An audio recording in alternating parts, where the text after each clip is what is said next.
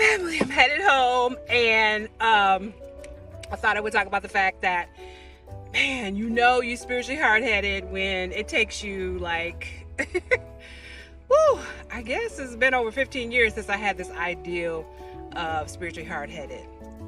I came across a journal entry of mine from 2009. Woo, man, that's over 15 years ago. And I remember I was wrestling with doing it and then doing a couple other things. And then I did something else in 2011. And then it hit me again back in 2015 to kind of like, maybe this is something I really want to sink my teeth into. But I don't know what happened. I just never really did anything. And then, oh yeah, when I moved to Arizona in 2020, I was like, yes, I'm going to do it. Because the pandemic happened, I was like, oh, I got time. And I made this shirt, right, y'all? Spiritually hard-headed. I made my little shirt. And I knew, you know, I'm in it now. I'm about to do this. Woo, and here we are, 2025. And I'm just now getting around.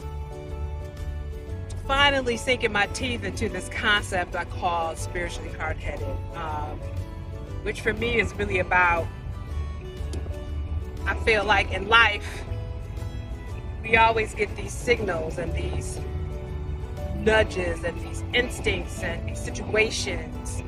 And I always feel like they are spiritual messages from God, from the infinite intelligence. And I'm constantly, my little camera holder is shaking, but I can't hold the phone and drive. But anyways,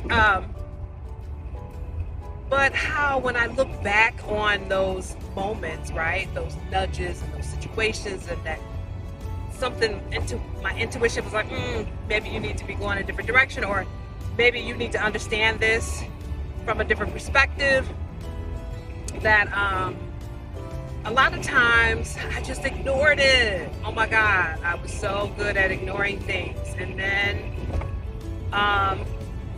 but I would say this, I would say probably starting in 2020 and maybe as early as 2015, I did start to pay attention. I did start to say, oh, this is a lesson for me.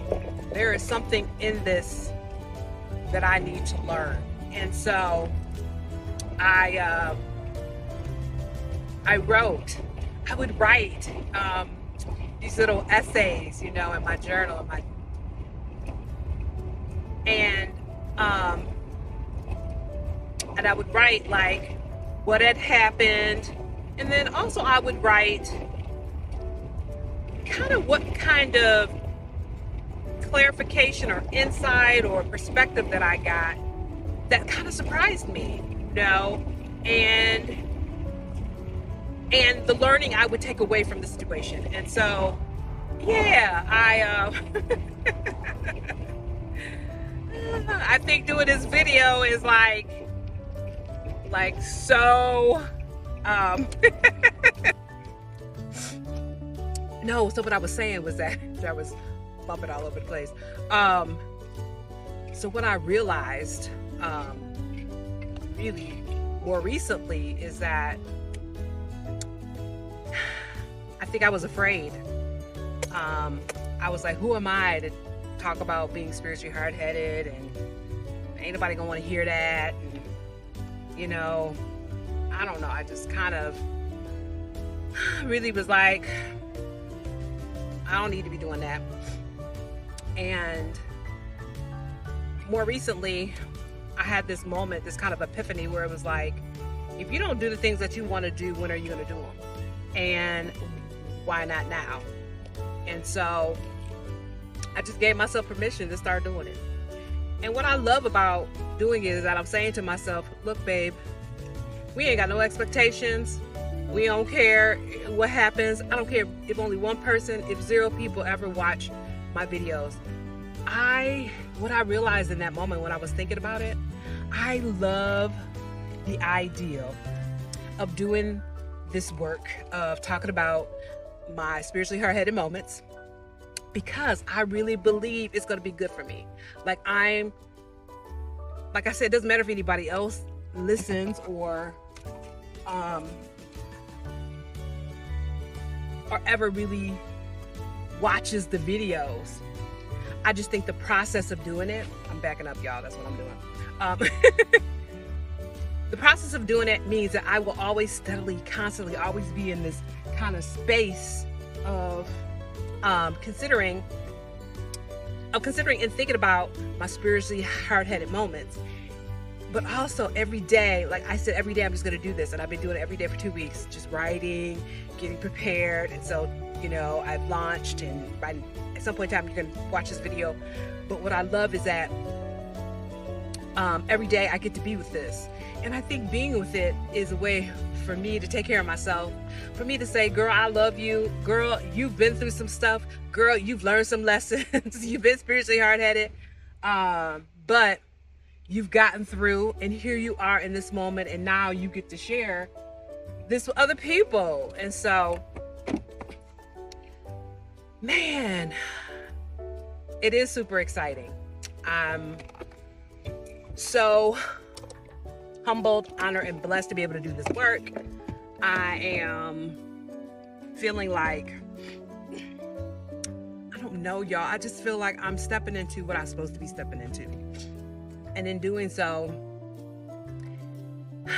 I don't know if it's going to do anything for the world, but I know it's going to do a lot for me. And this is my way of saying, I love you, Charlotte. This is the way I'm saying to myself, I get it. You went through a lot of stuff, and these are the lessons that you learn. And let the record show on YouTube that you shared some of that with the world. And it just feels, I feel good. It's not like a, oh, good. It's not like, oh, good. It's just like, yeah, it just feels right. I feel good. I feel like everything's going to be all right.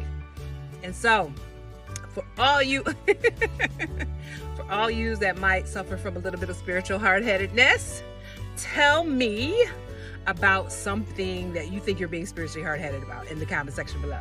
And I promise you I will respond, because I'm really interested to hear if anybody else is spiritually hard-headed. And I'm also more interested in hearing like what it is you guys are spiritually hard-headed about. Because me doing this YouTube channel, like, it don't make no sense that it took me 15 years to get my behind focused and doing this, you know what I mean? But I guess better late than never. So yeah, I'm interested in hearing like, because I know there's other things that I have that I should be doing, that I'm being spiritually hard-headed about. And I just wonder, like, is there really a tribe out there? Because I get the feeling that there is.